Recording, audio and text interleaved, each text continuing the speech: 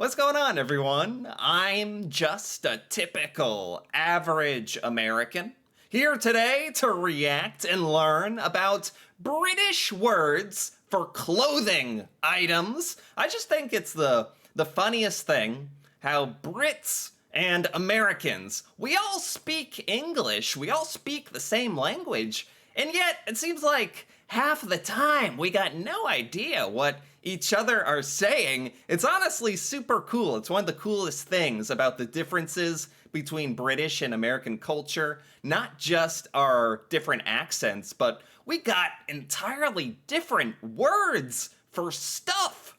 And the stuff we're talking about specifically today is clothing items. I'm going to learn about what Brits call different clothing items. So maybe at some point in the future, maybe I'll have a prayer of ordering some clothing from a British manufacturer, and maybe having some clue of what I just ordered. If I get some pants, maybe I'll walk out with the correct clothing item.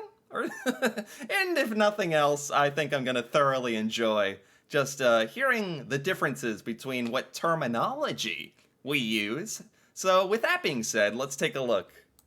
What do you call this? Well, in America, you'd call it a fanny pack, but Yeah, fanny pack, yes.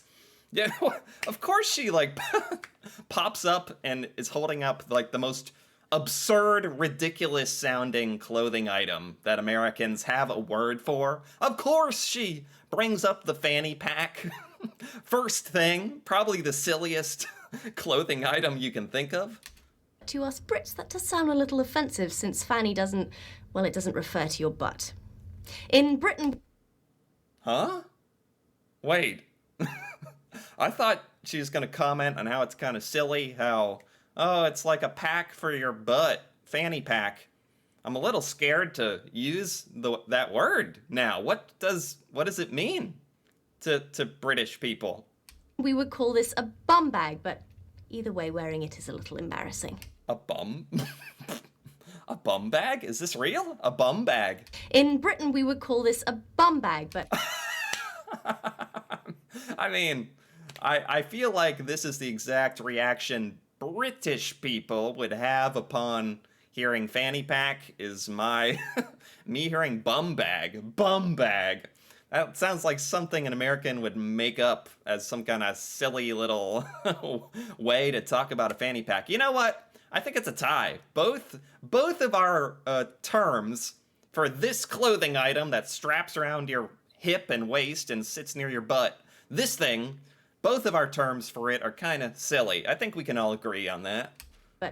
either way, wearing it is a little embarrassing.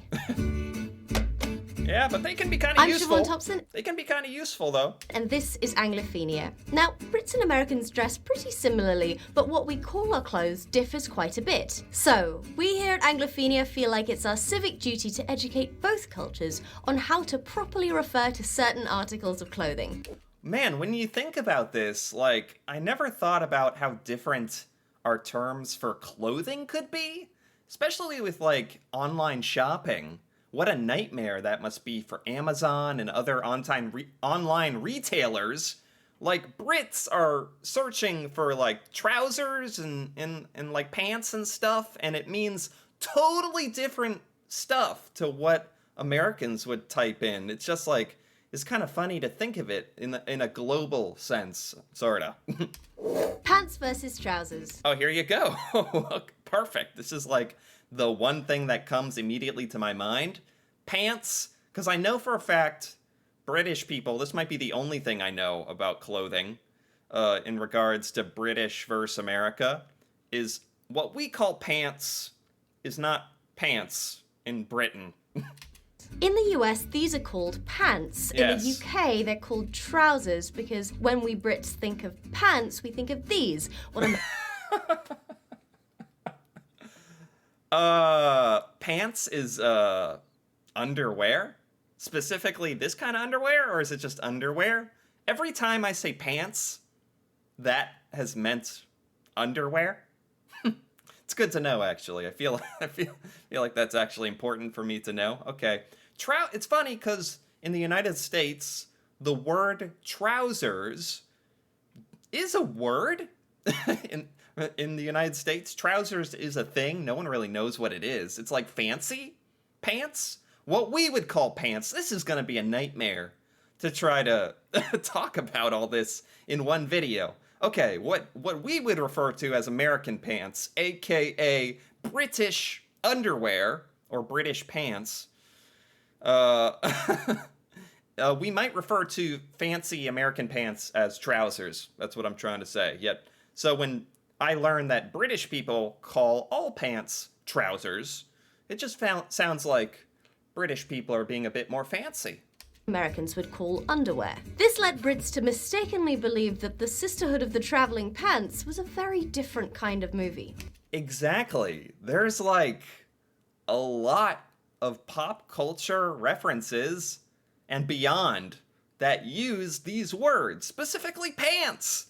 And pants is underwear. It's the stuff you wear. I don't know if underwear means something else in Britain as well. Maybe that's not making sense. The stuff you wear under your clothing that you don't want too many people to see. Pants is also a very soft swear word in the UK. It's what people on TV say when they want to say but they know that if they do say the editors will put a nice long beep noise over the top of it. So they say pants instead. I have heard that. Now that she mentions it, like in a movies or something or a show with British people talking where they're like, "Ah, pants," and I've always been like, "What is that about? Like, what are they talking? It's it means like darn, or it means the S word apparently." Trainers versus sneakers. Oh, trainers versus sneakers. So Americans would say sneakers, although we would really say shoes. Maybe sneakers. Yeah, sneakers is fine. What am I saying? Maybe I just say shoes more. But trainers, that's actually common in Britain to say. I actually didn't realize that.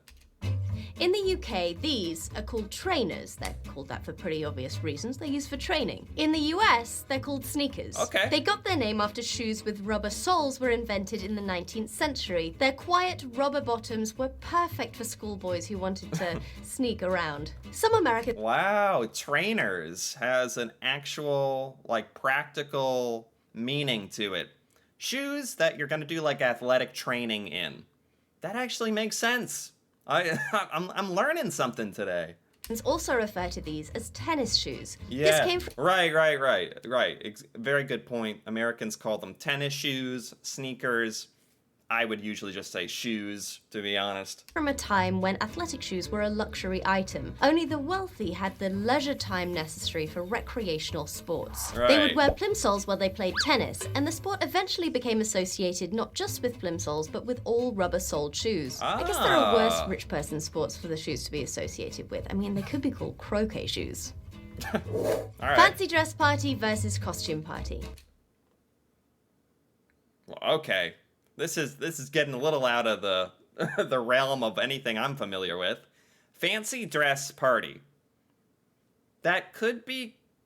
No, Americans would never say that. I'm guessing that's the British word? Americans would use the phrase costume party. This is kind of confusing. I don't know which one is the American word and which one is the British word. I feel like we're really grasping at straws here for the American word. Fancy dress party. I would know what that means. I know what those three words mean. A party where you're dressed up fancy. So you could say that in the United States. People would understand. Not very common. Costume party. That's more common. I think, but also something Americans would say around Halloween. You're dressing up in costumes as a ghost or as whatever you want to be, some kind of pirate. Okay, I'm really interested in this one. Okay, so if you're an American living in the UK and you're invited to a fancy dress party, you're probably going to show up in a tuxedo or a formal gown. Now, when you show up to this party and Right. see a bunch of zombies and vampires, don't run away screaming. It's just Brits dressed up for what Americans would call a costume party. Ah, so it is kind of what I was thinking. But honestly, both of these phrases could be said in the United States and understood. It's just that when you say fancy dress party, in Britain, we would not understand it correctly because it is a party where you're supposed to dress up as Spider-Man, apparently, where you're supposed to dress up in a costume. And Americans call that a costume party. Okay, I get it. Fancy dress party. Again, trousers, that's kind of fancy to me. Trainers, sounds actually kind of fancy to me. Fancy dress party, sounds kind of fancy to me. This is kind of reinforcing that stereotype Americans have, where we kind of think everything that's British is a bit fancy, a little elegant. And this is kind of, I don't know, these words are kind of reinforcing that to me. So they're not going to eat your brains or suck your blood. At least I don't think they will. Swimming costume versus bathing suit. Oh, wow. Yeah, swimming costume. Sounds very formal. Please, my swimming costume, please. All right, I'll stop. Bathing suit. Very common. Americans would say bathing suit. Man, it's really called a swimming costume. I swear, I'm not making this up. That sounds made up to me. I've never heard of this. Swimming costume? Literally, if someone said that phrase, swimming costume, I'd think they were making a joke. I was like, why are you trying to be fancy or something? Swimming costume? Apparently that's not a joke. That's literally what British people would say. That's why this is so fascinating to kind of recalibrate what I think I know about British culture. Now, because Americans normally associate the word costume with a type of silly dress, it's doubly confusing to them when Brits talk about a swimming costume. Yes. To an American, that sounds like somebody in a sexy cat outfit doing laps. Yes, it sounds exactly. I'm glad she's backing me up here. Thank you. It sounds like a joke or something, like a swimming costume. Okay. And Brits are just as confused when Americans talk about bathing suits. Huh. The picture that comes to mind is somebody wearing a tuxedo having a bath. Okay. Good. I'm glad they're like flipping the script here on me and giving me what British people would think with some of our absurd terminology. Bathing suit. A suit whilst bathing. Yeah, I've never thought of it that way, but this is actually true.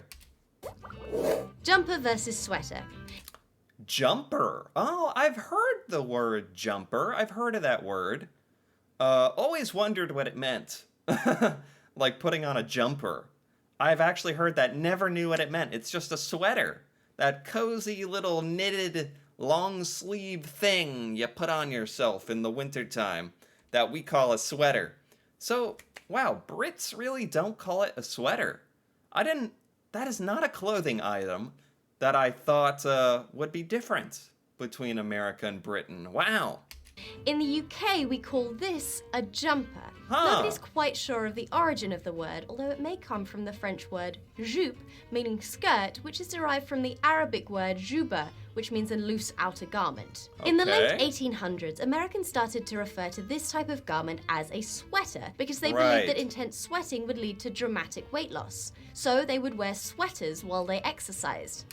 I didn't even know that. I'm American. I didn't know why we call them sweaters.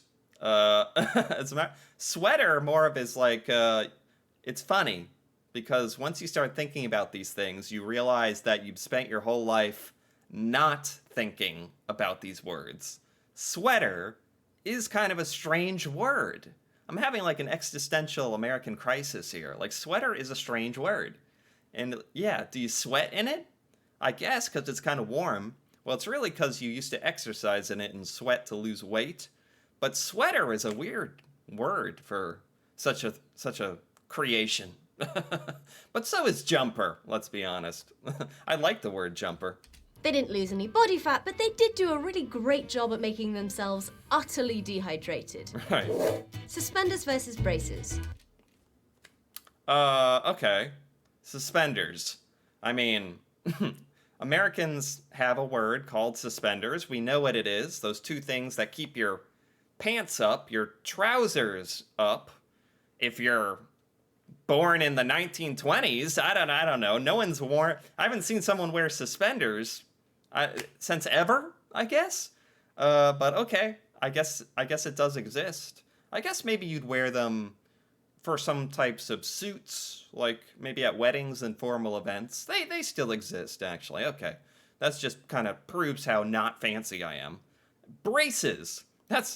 Braces is an American term for those things you put on your teeth to straighten your teeth. Braces. But no, in Britain, they hold your trousers up, okay?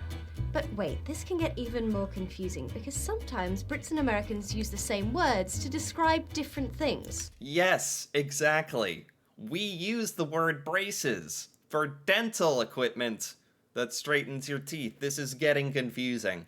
For instance, you know these straps that help keep an old man's trousers up? Well, Yeah. in the UK they're called braces, and in the Okay. US they're called suspenders. Okay. In the UK, suspenders are the undergarments used to hold up stockings. In the US, these are referred to as garter belts.